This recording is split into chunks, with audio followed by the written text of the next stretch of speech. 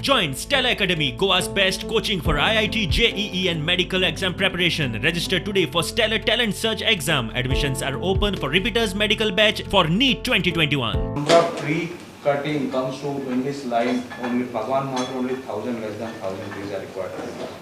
For the others also the figure is something around the actual counting is 11,000 but the actual cutting will be required maybe around 4,000 or something. So in total for this line in Goa it will be only 5,000 trees. Less than 5,000. Again I am saying 5,000 is a higher number. Actual cutting requirement is coming only to 1,000 numbers. Balance some trees will be tree cut. Loping, trimming will be required under the corridor. There also, as I said, in many places we have taken towers on such a cliff location that below corridor nothing hampers.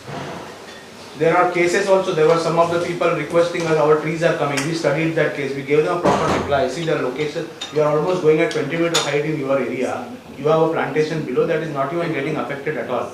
So we are not going to come and cut it. There is no requirement. That we are confirming to people also.